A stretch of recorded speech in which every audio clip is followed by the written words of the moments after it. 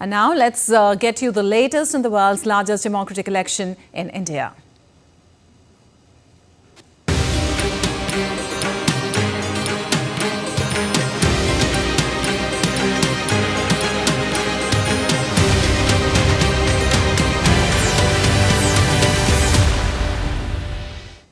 Well, with campaigning for the fourth phase of the general election scheduled to end on Saturday, India is set to witness a politically charged day. Leaders across party lines will be holding several rallies. A total of 96 seats across 10 states will go to polls in this phase on May 13th. Prime Minister Narendra Modi is scheduled to address 3 public meetings in Odisha. He will also hold an election rally in Jharkhand. Senior BJP leader Rajnath Singh will be holding a roadshow in Uttar Pradesh. Congress leader Rahul Gandhi will address a public meeting in Andhra Pradesh. Aam Aadmi Party Supremo and Delhi Chief Minister Arvind Kejriwal will also be holding roadshows in the capital city. Notably, this will be Kejriwal's first roadshow after he was granted bail in the excise policy scam.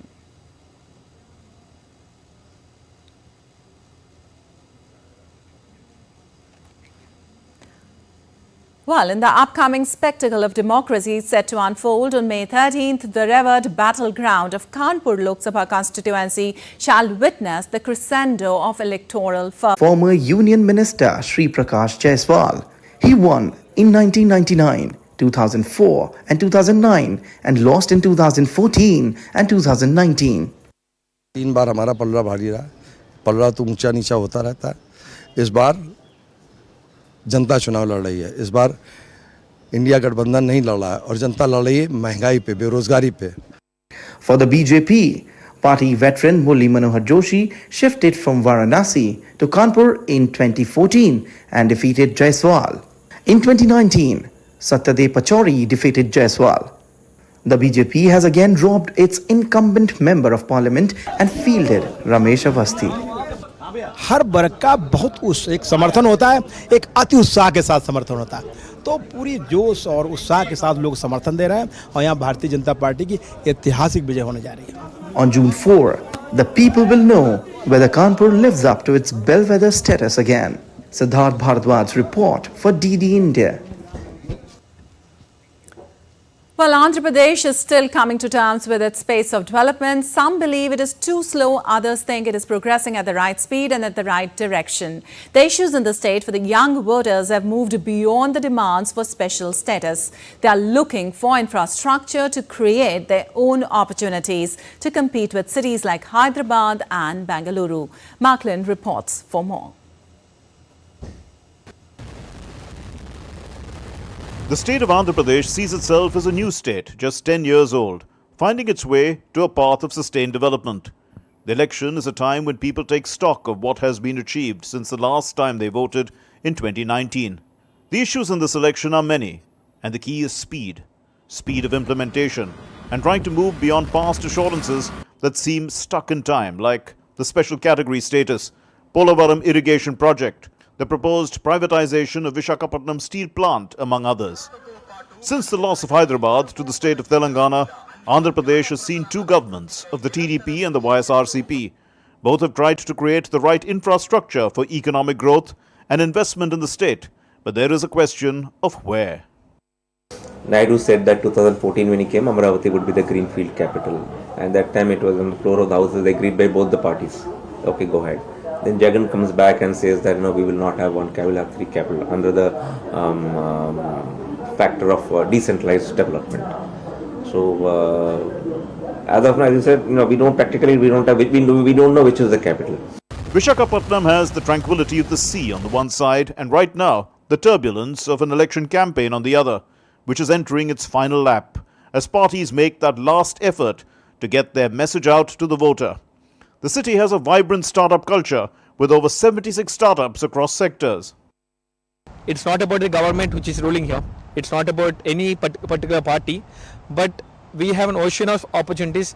Visakhapatnam is accessible and Andhra Pradesh is quite accessible for any kind of business as of now, and we are seeing profits here. Many youth still hope that parts of Andhra Pradesh can resemble the big city of Hyderabad lost to Telangana, that they feel still provides more opportunities than emerging capitals in Andhra Pradesh. Compared to Telangana, Hyderabad, I think there is a past 3 years there is no development here. Lack of opportunities, they get migrated to Hyderabad, Bangalore, Chennai, so and so. So when compared to past 5 years, Vizag is growing in IT sector. Vizag could compete with Hyderabad as well in future. Newborn state should be developed. So whichever government is coming, they need to focus not only the capital proposed place, but everything they need to look over in developing other structures too. But end of the day, these people shouldn't fight over an issue of the word capital, but they need to make sure that they're developing on every side of the state. At the end of the day, the people are drivers of change. The pace of development has a speedometer attached to it. For some, the speed is not fast enough. For others, the image in front of them needs more clarity, more vision. For still others, both the speed and the image in front of them are just right. With cameraman Piyush Vardhan Verma, this is Mark Lin, DD India, Visakhapatnam. Okay, DD India correspondent Akshay Dongre now joins us from Hyderabad for more on elections. Well, Akshay, good morning. Last leg of campaigning must be on in full swing today as 17 constituencies go to polls on the 13th of May, that's Monday. Telangana more or less has a three-way fight. How is the political dynamics there right now?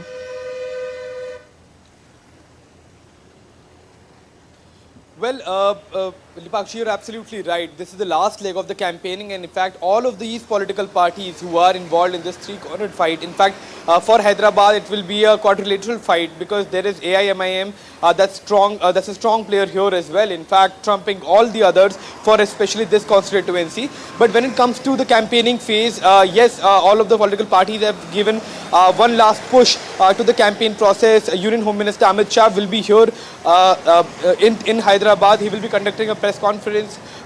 The former Chief Minister of the state, K. Chandrasekhar Rao, will also be conducting a press conference, who is leader of the Bharat Rashtra Samiti. The Congress Chief Minister Revanth Reddy will be campaigning in the state as well, while Asaduddin Owaisi, who is the president of AIMIM here in Hyderabad, he will be conducting road shows and public rallies to garner support of the voters.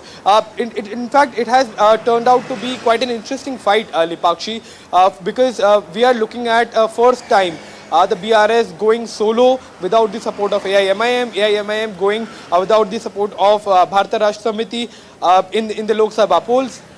There is a Congress party that has formed the government for the first time here in Telangana, and we have the Bharatiya Janata Party that is looking to expand its base in the southern India through Telangana, where it is most hopeful of gaining more seats. If you look at the last elections, the BJP had done quite well. However, it could not repeat its performance in the legislative elections last year, when it could only get about 8 seats out of the 119 legislative elections. So when it comes to the national elections, it is going to be quite different. Hyderabad is going to vote differently. Telangana is going to vote differently, and that is going to be quite a challenge for all of the political players to gauge that what exactly is going to be the mood of the public here in the state. Back to you. All right, Akshay. Also, Akshay, Hyderabad, Karimnagar, Nizamabad, if you talk about Sikandrabad, they are among the key constituencies to watch for, especially in Telangana. What are the key issues you think will affect the vote? And also, what is more there, the political heat or the summer heat?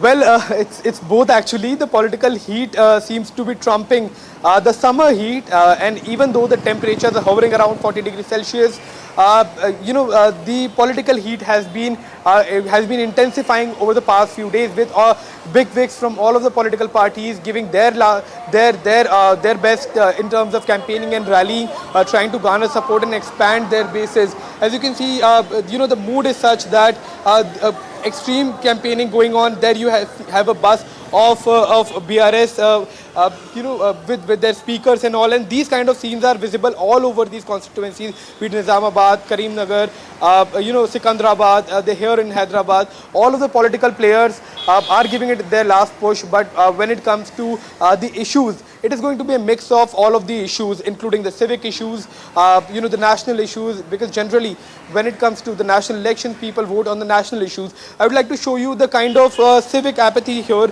that is in Hyderabad. If I can ask my camera person to pan on my right hand side, this is in fact one of the part of the city. While some work is going on, these are certain civic issues that remain a challenge. There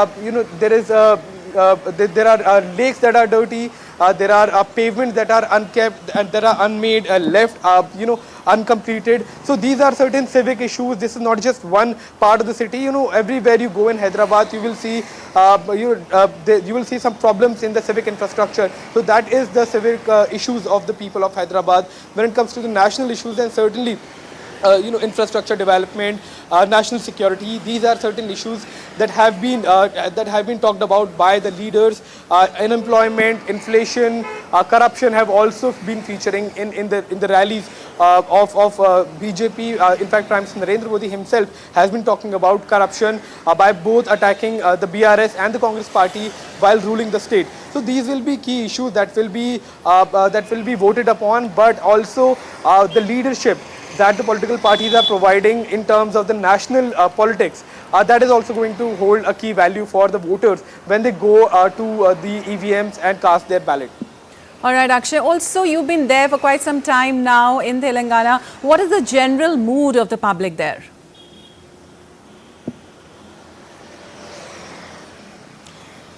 Well, in Telangana, obviously what we have seen, this is the youngest state of India. Telangana has been carved out of the, Andhra Pradesh state, and ever since it was carved out, there was a very strong sense of regional identity for the people here in Telangana, and that is why parties like Telangana Rashtra Samiti, that were the regional parties, have been doing quite well. In fact, for the past 10 years, it is the TRS, that is now called as BRS, has been ruling the state. But now, as the state is seeing more development, as the horizons of the state and the ambitions of the states are rising, of the people are rising, they have started to look beyond the regional identity, and that is perhaps one of the reasons why the vote share for the BRS have fallen down significantly from them forming the government, from them being one of the most important players.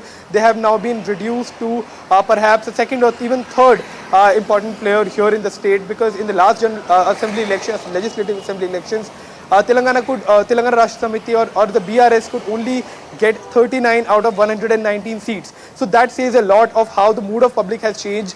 The public has been looking at more national parties, having looking for a better sync with the national politics, looking at beyond the regional identity that was in fact the key or the epicenter of the politics here in the state. So the mood is changing. There can be many surprises in the results because the BJP is also expecting to outperform both the BRS and the Congress party, whereas the Congress will try to repeat its performances, while the public clearly they will reveal whatever they have in their mind only once they go to cast their ballot on 13th of May. All right, Akshay, thank you so much for that information and update from there. And now, DD India correspondent Debyendu Mondal joins us from Krishnanagar in West Bengal. Well, good morning, Debyendu. My first question to you today evening, the campaigning has to end, last leg of campaigning right now. Can you tell us about the last minute efforts by political parties there to entice the voters?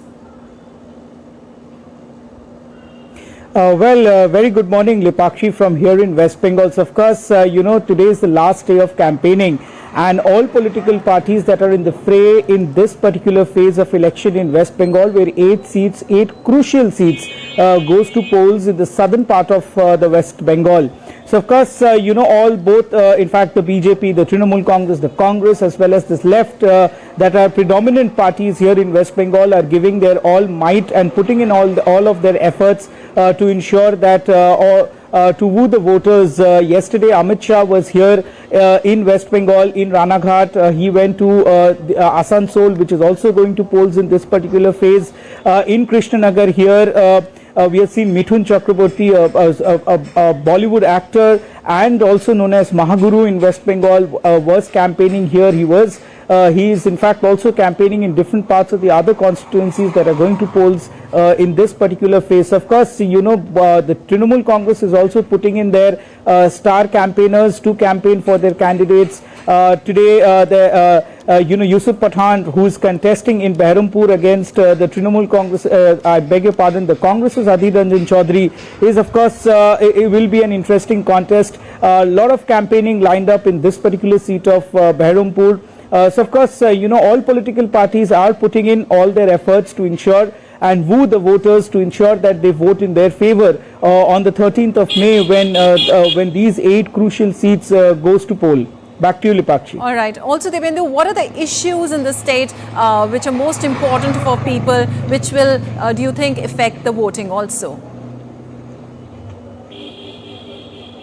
Lipakshi, West Bengal, the politics of West Bengal has been very complex over the last, 40 years now, since the left rule of 34 years and now almost about a decade and a half rule of the Trinamool Congress government here in West Bengal. So of course, corruption has been a major issue and is in fact a major issue amongst the electorate here in Bengal. If you remember these images of caches tumbling out from the houses of the sitting minister of West Bengal government, Partho Chatterjee, who is currently under arrest, is something that the people have not forgotten here in West Bengal because remember, he is allegedly involved in the SSC scam, which involves about 25,000 people who had got jobs through these means of the SSC exams. Of course, this particular issue is a burning issue in West Bengal. Apart from that, the musclemen, the syndicate, unemployment, non-industrialization are some of the other key issues that the people of Bengal will be, in fact, is talking about and will be casting their vote on the 13th and the subsequent phases on these particular issues. So of course, the Trinamool Congress government here seems to be on the back foot at the moment, and the BJP is trying to woo the voters, particularly in these on these issues from here in West Bengal. So of course, the fight is tough. Also, the Trinamool Congress government's social welfare schemes, for example, the Lakshmi Bhandar scheme, wherein the Trinamool Congress government pays about 1,000 rupees every month to each and every women of the state, is something that the Trinamool Congress government is banking upon and trying to woo the women voters in their favor. So of course, these are the pertinent issues of the state that will be that are coming to the forefront and will be key issues in the mind of the electorate when they go to polls on the 13th. Back to you. Thank you so much, Debendu, for all that update from West Bengal. And 8 seats in West Bengal goes to polls in the 4th phase of elections on 13th of May, and all eyes will be on the Ranaghat Lok Sabha constituency this time. Amid the fight between BJP, who won the seat in 2019, and TMC, who is going all in to claim victory, the temple town of Mayapur also seems to be keeping up with the poll fever. Let's take a look at this ground report by our correspondent Debendu Mondal. Some 130 kilometers away from the capital city of Kolkata lies the temple town of Mayapur, which is now a part of the Ranaghat Lok Sabha constituency in West Bengal. This small but internationally recognized town comes to prominence because of the world's largest ISKCON temple being situated here. This temple town thrives on tourism. With temples dotted around the entire township, Mayapur attracts tourism from around the world. Many from the far-off countries like that of Europe and America have been living here for decades, leaving behind their successful life only for their sheer devotion to Lord Krishna. I've been here for the last 20 years. Srila Prabhupada and Gauranga Mahaprabhu brought me here, I would say, because this is the birthplace of Gauranga Mahaprabhu. I came here to practice Krishna Bhakti and Gaudiya Vaishnavism, and I'm very happy to be here.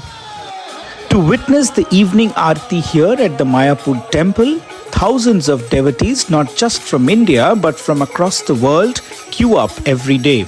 Tourism has over the years given a boost to the economy of this temple town in Mayapur, which was otherwise a mostly rural and an agrarian society. Most of my day is the seva to Krishna. Is purpose of my life now. They say when people 25 years old, they need learn. From 25 to 50, need family or business, and after 50, it's good they give time to God. But the election fervour has now even gripped this temple town. The reserved seat of the Ranaghat Lok Sabha constituency is witnessing a three-corner fight amongst the BJP, the TMC and the left. While the BJP has fielded its sitting member of parliament, Jagannath Sarkar, the TMC has fielded the turncoat Mukut Mani Adhikari, who joined the TMC just days ahead of the election, leaving the BJP. While the left is also throwing its weight around here in this constituency. This Lok Sabha constituency was won by the BJP in 2019 by a huge margin. The politics of Ranaghat circles around the hotly debated Citizenship Amendment Act, or the CAA, while the Saffron Party is trying to cash in on the issue by granting legal citizenship to lakhs of refugees or Matuas that form a large chunk of voters here. The TMC is trying to corner the BJP on this same issue. From the temple towns to the complex nature of the constituency of Ranaghat, despite that, the political parties are ensuring that they are able to woo the voters to cast vote for them. But it will be the people from here that will decide who their representative would go to the Parliament of India in Delhi. With camera person PK, this is Dibyendu Mondal from Ranaghat in West Bengal for DD India. All right, moving on, the Indian Army and Special Operations Group police personnel conducted a search operation at the Shashistar area in Jammu and Kashmir's Poonch district on Friday. The search comes after an Indian Air Force vehicle convoy was attacked by terrorists in the district on 4th of May. An IAF soldier was killed in the incident.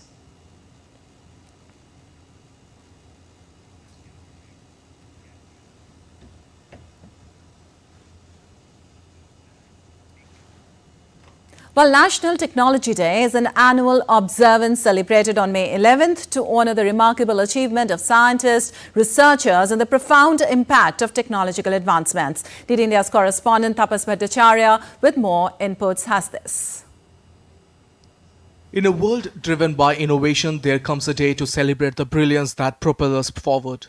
Welcome to the National Technology Day, an annual observance that pays tribute to the relentless pursuit of scientific excellence and technological advancement. May 11th marks a pivotal moment in history. It was on this day in 1998 that India showcased its prowess in nuclear technology through the groundbreaking Pokhran test, a testament to our nation's commitment to progress and innovation. In 2024, the celebration will include events, seminars and discussions highlighting India's achievements and advancements in science, technology and innovation. It also provides an opportunity to reflect on how technology has transformed our lives and continues to drive the progress in various fields, from healthcare to digital communications to sustainable development and clean energy. Initiated by the visionary leader, former Prime Minister Atal Bihari Vajpayee, National Technology Day stands as a beacon of inspiration for generations to come. Nowhere else in the world have we witnessed the digital transformation of an entire country with more than 1 billion people who have access to digital technology, thus bridging this vast digital divide.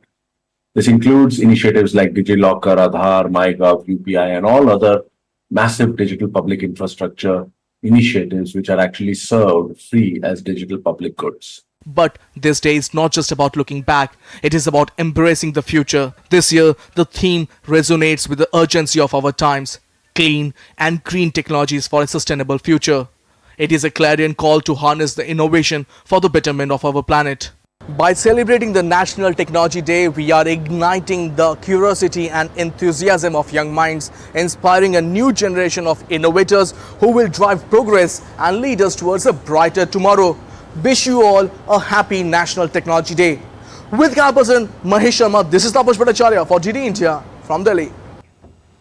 Well, the Cannes Film Festival begins on the 14th of May. So where does India figure in the festival this year? Munmun Bhattacharya has this report. Take a look. The azure blue waters of the French Riviera and the iconic 24 steps on the red carpet are beckoning again. The curtain will lift on the Cannes Film Festival on 14th May.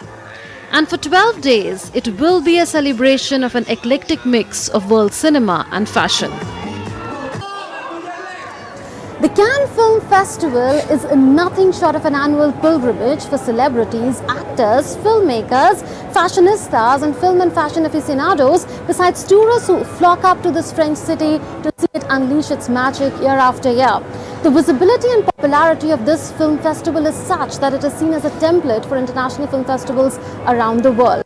Celebrities walk up the stairway to glory, surrounded by shutterbugs as the world watches in awe. And guess what? Amid the big names such as Meryl Streep, who will be the guest of honor at the opening ceremony, and Greta Gerwig, who's chairing the jury at the festival, India is all set to make a big splash at Cannes this year. Do you know that India is back in the reckoning in the main competition of the festival after a hiatus of 30 years? Payal Kapadia's debut feature film All We Imagine As Light is the first Indian film to compete for the prestigious Palme d'Or Award in 3 decades. Her documentary, A Night of Knowing Nothing, was the winner of the Golden Eye for Best Documentary during the 2021 edition of the festival. British Indian filmmaker Sandhya Suri's debut feature film Santosh will be screened under the Uncertain Regard section. Sister Midnight by Indian director Karan Kandhari will be shown in Director's Fortnight. Indian director Maisam Ali's In Retreat will have its world premiere in Association for the Diffusion of Independent Cinema. That's a parallel independent sidebar in Cannes. Sunflowers Were First Ones to Know by Chidanand Nayak, a student of Film and Television Institute of India, has been chosen for the La Cinef competitive section. The short film, made in Kannada, was shortlisted among entries from across the globe and will now compete against 17 other international short films in the final stage. Shyam Benegal's Manthan, a film focusing on the Amul Dairy cooperative movement, will be presented in the classic section, adding a touch of historical significance to the festival's Indian lineup. The film reels were preserved for several decades in film walls and later restored. National Award-winning cinematographer Santosh Sivan will be the recipient of the prestigious Peer Ingenue tribute at the festival. He will also deliver a masterclass for Cannes delegates, becoming the first Indian to be honoured with this distinction. The Bharat Pavilion at the festival will be inaugurated on 15th May in the presence of eminent film personalities. Designed by the National Institute of Design in Ahmedabad, the pavilion depicts this year's theme of Create in India. In the Indian camp, the spotlight is going to be on 2 things. One is a session that is titled Abundant Incentives, Seamless Facilitations, Come Create in India. Here the focus is going to be on how India is offering so many incentives for film production, on co-production opportunities, as well as on post-production facilities in India. Besides that, the focus is also going to be on Bharat Parv. It is for the first time that India is organizing such a festival at the Cannes Film Festival, and the focus there is going to be on networking with film personalities and stakeholders from around the world, besides promoting the 2 marquee international film festivals hosted by India, MIF and IFFI, and of course showcasing Indian talent and opportunities. So come to Cannes, and if you can't, do watch our coverage of the Cannes Film Festival on DD News and DD India, and get ready for India to unleash its magic at the Cannes Film Festival in 2024. With cameraman YK Loknath, this is Munmun Bhattacharya for DD India.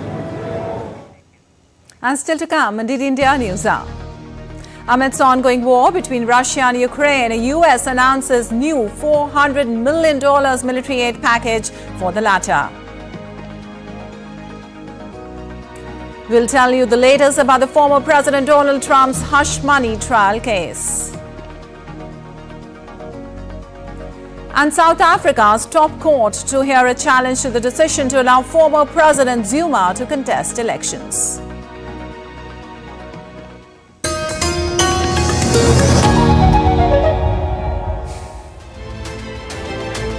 We are taking a close look at the continent of Europe, the European Union in specific, how it has strengthened and become a major player in the world, and the challenges and opportunities for the European Union as it navigates a difficult global scenario. We want to be and we are a strong pillar in the world architecture, but we want to engage, and we are engaging India precisely as a partner who plays by the rules.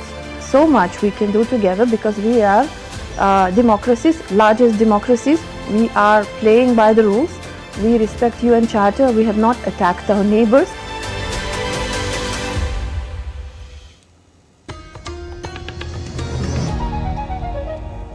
Welcome back. You're watching the India News. I'm Lipakshi Khurana, and time now for a quick recap of the headlines. Biden administration says Israel's use of US-supplied weapons may have violated international law during its military operation in Gaza. UN General Assembly backs Palestinians' bid to become full UN member. India votes in favor, while 9 nations, including Israel and US, vote against. Kuwait's Emir Sheikh Al Sabah announces dissolving parliament and suspending parts of constitution for up to 4 years. Campaigning to end on Saturday evening for the 4th phase of polling in India's general elections. 96 seats in 10 states will go to polls on May 13th. And French soccer superstar Kylian Mbappe confirms his departure from Paris Saint-Germain after the season, expected to move to Real Madrid. And moving on, the United States on Friday said that Israel's use of Washington-supplied weapons may have violated international humanitarian law during its military operation in Gaza. The assessment came in a 46-page unclassified State Department report to Congress required under a new National Security Memorandum, NSM, that President Joe Biden issued early in February. The administration stopped short of a definitive assessment, saying that due to chaos of the conflict in Gaza, it could not verify instances where use of those weapons might have been involved in alleged breaches. The Biden administration has already put on hold on one package of arms in a major policy shift and said US was reviewing others, even as it reiterated long-term support for Israel, even though the administration said it still finds credible Israel's assurances that it is using US weapons in accordance with international law. Also, the US has said that it was trying to keep Israel and Hamas engaged in talks days after negotiations involving the two failed to lead to an agreement. Also, Hamas said on Friday it would consult with other Palestinian factions on its strategy to negotiate a halt to the conflict triggered by its attack on Israel. Talks on a ceasefire and a release of hostages held by Hamas ended in Cairo on Thursday. Israel said a proposal by Qatari and Egyptian mediators included elements that were unacceptable. Hamas had accepted the agreement.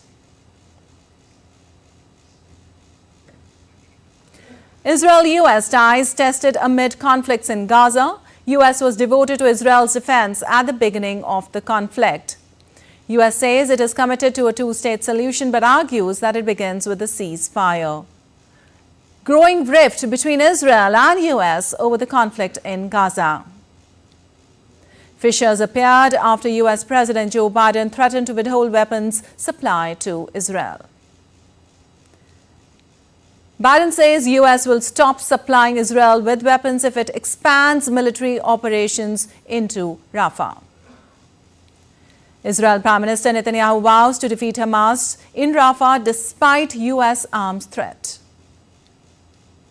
Israel PM Benjamin Netanyahu has vowed Israel can't stand alone. On the other hand, Israel forces said they were conducting targeted raids against Hamas elements. Meanwhile, US says Israel may have breached international law with American weapons in Gaza. All right, the United Nations General Assembly on Friday overwhelmingly backed a Palestinian bid to become a full UN member by recognizing it as qualified to join and recommending the UN Security Council reconsider the matter favorably. The vote by the 193-member General Assembly was a global survey of support for the Palestinian bid to become a full UN member, a move that would effectively recognize the Palestinian state after the United States vetoed it in the UN Security Council last month. 9 countries, including US and Israel, voted against, while 25 abstained. Among others, Hungary voted against, Canada abstained, and other 24 countries and China voted in favor of the resolution, with 142 others. The resolution reaffirmed the two-state solution and called on the UN Security Council to reassess Palestine's application. Palestine is currently a non-member observer state. And moving on, Australian Foreign Minister Penny Wong said on Saturday that the country's support for a Palestinian bid to become a full UN member was part of building momentum to secure peace in the Israel-Hamas war in Gaza. Australia voted on Friday with the majority of the UN General Assembly. A two-state solution, both Israel and Palestine, is the opposite of what Hamas wants. Hamas does not want peace, and it does not want long-term security for the State of Israel. The rejection of Hamas is amongst the reasons why Australia voted for this resolution. This vote is not about whether Australia recognises Palestine. We will do that when we think the time is right. What we would say, and what I do say, is Australia no longer believes that recognition can only come at the end of a peace process. It could occur as part of a peace process.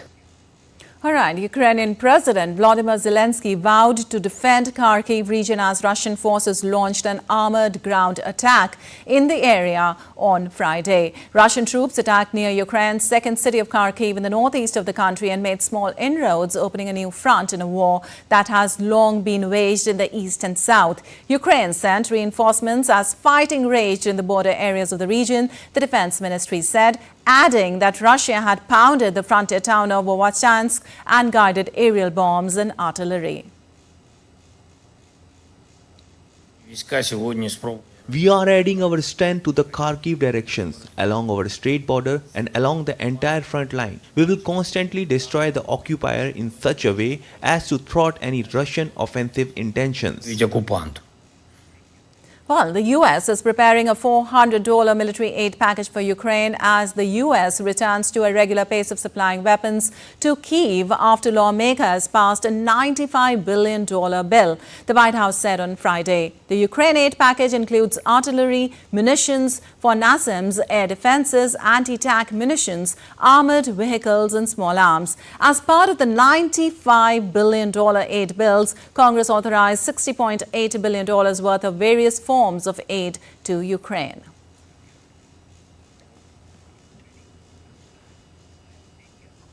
Well, over 2 decades since being set up, Iraq's Prime Minister says it's time for the United Nations Assistance Program to wind down. The body was set up after the US-led invasion of Iraq in 2003 to help bring stability in the country. Did India's correspondent Stuart Smith has more on this from Baghdad. As the Americans rolled into Baghdad after toppling autocratic revolutionary Saddam Hussein, a new government had to be set up. A UN-backed resolution created the Assistance Program for Iraq, which was designed to provide political advice and support, as well as create democratic and legal institutions. The $100 million program employs nearly 800 staff, some international and some Iraqi. But now Prime Minister Mohammed Shia al-Sudani says the mission's help is no longer needed, having completed its tasks and mandate as required. It'll be wrapped up by the end of next year, and for the remaining time it's active, the Prime Minister wants the mission's activities to be limited to economic reform, sustainable development and climate change, and no longer be involved in politics. In a letter to the UN, he expressed gratitude for its assistance, but some within the country always felt the institution had too much power in Iraqi affairs. The announcement comes just before a decision had to be made on whether to renew the program's mandate for another year. Stuart Smith in Baghdad, reporting for DD India. And the Donald Trump returned to court on Friday after adult star Stormy Daniels' lurid testimony about her alleged encounter with him, as prosecutors prepare to call their final witnesses in the first ever criminal trial of a sitting of former U.S. President. Trump has pleaded not guilty to 34 counts of falsifying business records to cover up his former lawyer Michelle Cohen's payment to Daniels for her silence ahead of the 2016 U.S. presidential election. Cohen, Trump's one-time loyal fixer, who is now an outspoken antagonist, is chief among the remaining witnesses. Prosecutors with Manhattan District Attorney Alvin Bragg's office have not said when Cohen will be called to the stand, and his testimony could last several days. And South Africa's top court on Friday began hearing a challenge to the decision to allow former President Jacob Zuma to contest elections on the 29th of this month. South Africa's Electoral Commission originally barred Zuma because of his conviction for contempt of court. The ruling was overturned on appeal. Zuma was forced to quit as president in 2018 and was sentenced to jail in 2021. The 82-year-old has been campaigning for a new party called Makhonto Visizwe. Zuma's presence on MK's list of candidates is crucial to the party's appeal, as polls suggest the ruling African National Congress will lose majority after 30 years in power. And now let's take a look at other stories making news around the world. 3 people were killed and 6 others are undergoing urgent treatment after a bus careened off a bridge into the Moika River in the Russian city of St. Petersburg on Friday. Authorities said that a total of 9 people had been rescued and all of the passengers were accounted for. The driver of the bus has been detained. At least 60 people were injured on Friday when a 7-car passenger train collided with the locomotive and an empty train car in Argentina's capital, Buenos Aires. State-run train operator Trains Argentinos said an investigation into the cause of the accident would be opened. Services on the San Martin train line were halted. A new subvariant of the Omicron JN1 variant has been detected in Thailand. 13 cases of flood subvariant have been reopened, but there are as yet insufficient data on its severity. And still to come, indeed, India News Hour. Nature's fury continues as torrential rains triggered deadly flash floods in Afghanistan. The degrading air quality in Brussels is kissing so many people. Call for improvement in air quality picks up momentum. An Indian cricket board set to appoint new coach before T20 World Cup.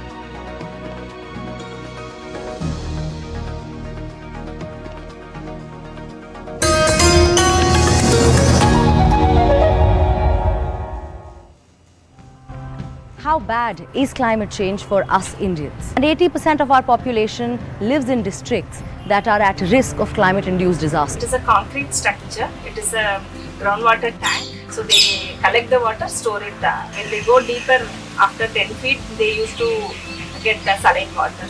We are now at a much warmer. So the 1.2 degrees Celsius of warming means that every single heat wave is now hotter, longer and more likely. What people need to know is when is it going to start raining?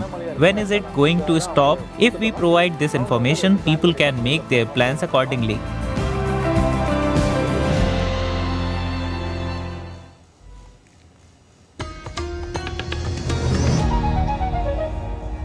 Welcome back. You're watching the India News. I'm Lipakshi Khurana, and moving on, a coalition of health campaigners estimate that more than 900 people in the Belgian capital, Brussels, die prematurely each year due to the city's poor air quality. Health campaigners are urging officials to address the issue and speed up the introduction of stronger environmental protection. William Densulo reports for more from Brussels on this. European Union officials have led the bloc down an ambitious road to reach zero air pollution by 2050. But one of the biggest problem cities lies right on their doorstep. Brussels, where the EU institutions are based, ranks 8th out of more than 800 European cities when it comes to nitrogen dioxide levels. The main culprit by far is road traffic emissions. So cars, trucks, buses, scooters, they emit in Brussels 60% of NO2 and 30% of particulate matter. Researchers say elevated levels of things like nitrogen dioxide account for over 900 premature deaths in the city each year. A group of around 140 medical experts have penned an open letter demanding action. Brussels will begin phasing out diesel cars from 2030 and petrol vehicles from 2035. But campaigners say the city needs to put its foot on the gas when it comes to environmental regulations. Health experts say Brussels should follow the roadmap laid out by cities like London by implementing stricter low emission zones. But the city says steps are already being taken to put the brakes on air pollution. For example, in 2025, the Euro 5 diesel vehicles, for example, motorcycles, as well as bigger transport like the vans, for example, will not be allowed anymore in the city. With elections on both the federal and regional level on the horizon, the issue of air pollution is firmly in the headlights for many voters. This must be the first priorities of the issues that must be dealt as soon as possible. It can be, of course, better with all electric transportation. It's health, no? I mean, the birth rate is already quite low, so you want to take care of the kids that we do have. With lawmakers setting ambitious goals to curb pollution, residents here hope it's more than just hot air. William Denslow in Brussels reporting for DD India. Well, the U.S. government agency National Oceanic and Atmospheric Administration warned of extreme weather conditions on Saturday. The agency said that radio, GPS and satellite communications could be affected over the weekend and as a result of an extreme solar flare. Northern lights will also be visible across the northern hemisphere. The NOAA said geomagnetic storms were likely over the weekend as several solar emissions were in transit towards the Earth. The agency said a cause was a large complex sunspot cluster that was 17 times the diameter of the Earth.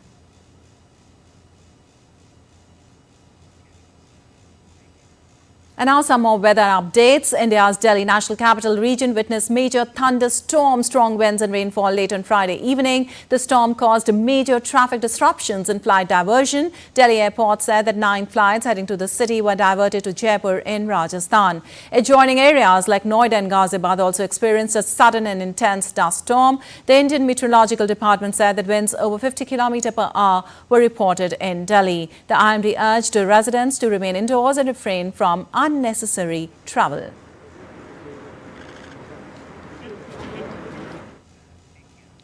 Also, torrential rains triggered deadly flash floods in Afghanistan on Friday. According to the officials, at least 50 people were dead and the death toll is expected to rise further as the rescue operations are underway. Over 5 districts in Baghlan city are submerged in flood waters. Furthermore, more than 150 people are struck and are in need of urgent help. In Uruguay, heavy rain is causing severe damage, displacing more than 2,000 people. The rising water damaged buildings and houses in the town of Trientaytres. Authorities call the situation serious but under control. According to the latest report from the National Emergency System, 10 departments have been affected by floods. The National Emergency Director, Santiago Carames, warned of more such phenomena and climate change needs to be taken seriously, he said. And as Mexico grapples with heat wave, 10 cities registered record high temperatures on Friday. The maximum temperature reached there was 34 degrees Celsius higher than that recorded last month. The heat wave caused blackouts across the states. And less than 3 months from the Olympic Games in Paris, Brazilian athletes from the devastated southern state of Rio de Grande do Sul are giving up their dreams to compete and staying at home to help with the rescue victims of the severe floods. Their training was disrupted by the floods, so they began helping to distribute donations and rescue families and their pets. The death toll from severe flooding in southern Brazil has risen to 113. Rescue operations there are continuing and authorities begin to set the cost of recovering from the devastation in the state of Rio Grande do Sul. At least 146 people are still missing and more than 337,000 have been displaced. You're watching DD India's News Hour. Time now for some sports news. French soccer star Kylian Mbappe reached Ligue 1 champion Paris Saint-Germain exit on Friday. He took to social media and announced that he will exit the team at the end of the season. The announcement comes amid Mbappe's rumours of Real Madrid move. Et donc, je voulais vous annoncer. I wanted to announce you all that it's my last year at Paris Saint-Germain.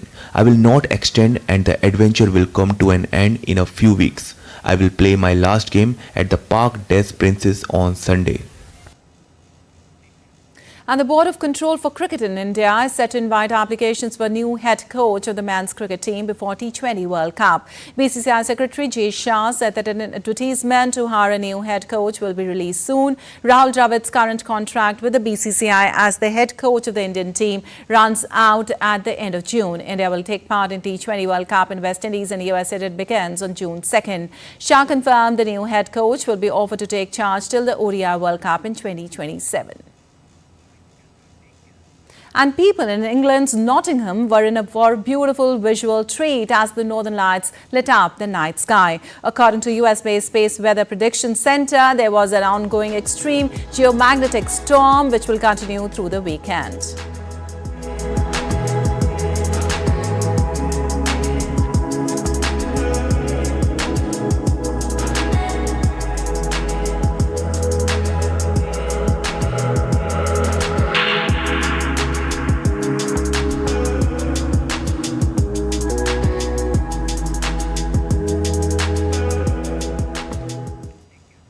Alright, that's all for this edition of DD India News Hour, but let us know your thoughts on the news of the day. For those on the go, you can get all the latest news and updates from India and across the world on the DD India mobile app. The app is available on both Android and iOS platforms. Scan the QR code on the screen to download now. We'll be back with more news as it breaks here on DD India. I'm Lipakshi Kurana from all of us here in Delhi. Thanks for watching DD India News Hour.